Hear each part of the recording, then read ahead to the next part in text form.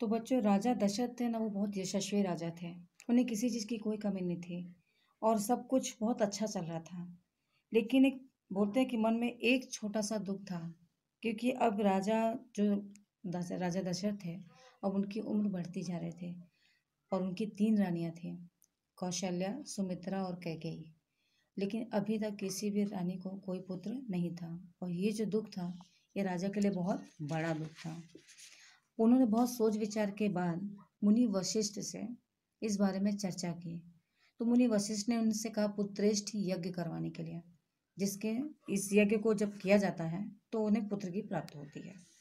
तो इस प्रकार से उसे पूरा किया जाता है और उस मंत्रों का तमाम ऋषि मुनि आते हैं मंत्रोच्चारण के साथ, और ठीक सरजू जी के किनारे ही इसका पूरा मंत्रोच्चार होता है और अंतिम आहुति राजा दशरथ जी देते हैं और जिसके बाद ये यज्ञ पूरा होता है।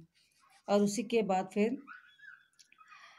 तीनों रानियां पुत्रवती होती हैं, जिसमें से महारानी कौशल्या को एक पुत्र होता है, सुमित्रा को 2 पुत्र होते हैं और महारानी कैकेयी को 1 पुत्र होता है। अब इन सभी राजकुमारों के जैसे कौशल्या के पुत्र का नाम राम था, सुमित्रा के शत्रुघ्न और लक्ष्मण, और रानी कैकेयी के पुत्र का नाम भरत था। ये तीनों रानियां जब बच्चे जब आ जाते हैं तो पूरा राजमहल एकदम प्रसन्नता से झूम उठता है।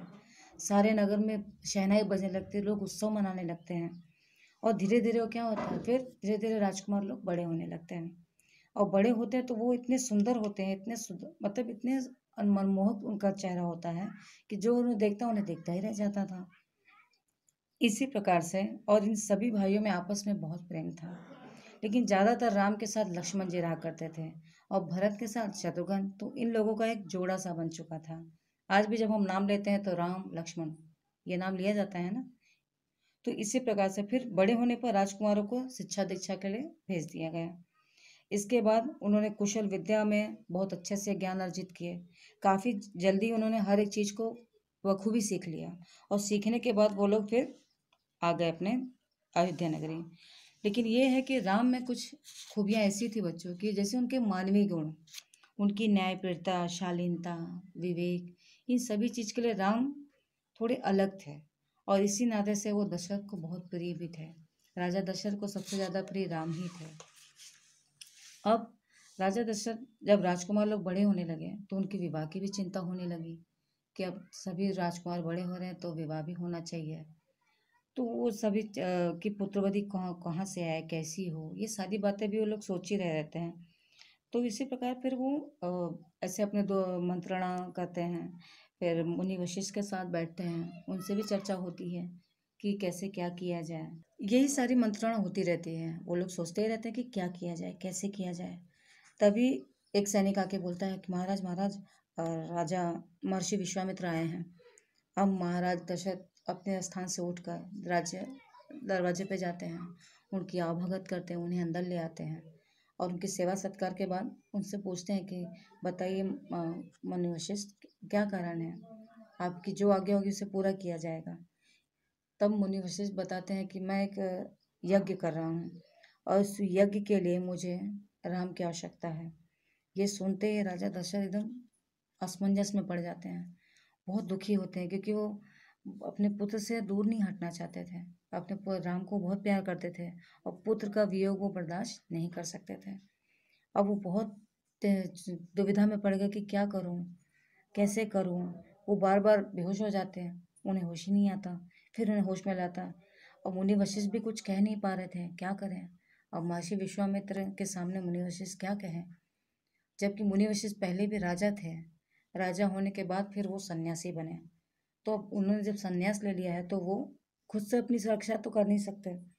इस नाते वो जो अनुष्ठान कर रहे थे उसमें उन्हें राक्षसों 2 राक्षस उन्हें दंग परेशान कर रहे थे, जिसके लिए उन्हें राम चाहिए। पर राजा दशरथ को तो राम की शक्ति के बारे में पता नहीं था, इस नाते से वो डर रहे थे। और इसी प्रकार जब समय व्यतीत होता है तो कोई महर्षि विश्वामित्र क्रोधित भी होने लगते हैं, लेकिन अपने क्रोध को वो दिखा नहीं सकते, क्योंकि इस यज्ञ में अगर वो क्रोध दिखाते तो उनका यज्ञ क्या होगा, खंडित हो जाएगा। और इसी नाते से वो उसको दिखा नहीं रहे थे। क्रोध आ तो रहा है लेकिन बर्दाश्त कर रहे थे। इसी के साथ साथ फिर बाद में जब वो कहते हैं, फिर बड़ी इसके साथ फिर वो जाके भगवान राम उनके विश्वामित्र के पास जाते हैं और उनसे कहते हैं कि महर्षि वो बहुत सुकुमार बालक है, अभी तो 16 वर्ष के हमारे राम हैं, वो कहाँ राक्षस को मार पाए, आप चाहें तो आप मेरी सेना को ले जाइए, मैं चलता हूँ आपके साथ, मैं आपकी रक्षा करूंगा। तब मुनि वशिष्ठ आते हैं और तब वो राम को राजा दशरथ को समझाते हैं कि मुनि विश्वामित्र के साथ जाने के साथ उन्हें काफ़ी चीज़ों का ज्ञान होगा, कि संहार होगा, उनकी कीर्ति बढ़ेगी और वो क्या नई नई चीज़ें सीखेंगे। इन सभी के बारे में जब गुरु वशिष्ठ उन्हें समझाते हैं, तब मुनि तब दशरथ बड़े भारी मन से उन्हें जाने की आज्ञा देते हैं। लेकिन वो कहते हैं कि अगर आप मेरी एक इच्छा और मान जाए तो अच्छा होगा। तो महर्षि विश्वामित्र कहते हैं कि क्या? तो कहते हैं कि आप राम के साथ लक्ष्मण को भी जाने दीजिए। तो मुनि विश्वामित्र तैयार हो जाते हैं, कहते हैं अच्छा ठीक है, मैं लेके जाता हूँ।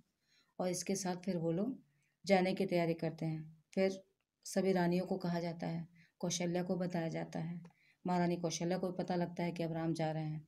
तो चाहता तो कोई नहीं, लेकिन एक अंतर्मन से वो लोग शांत होकर फिर उन्हें विदाई देते हैं।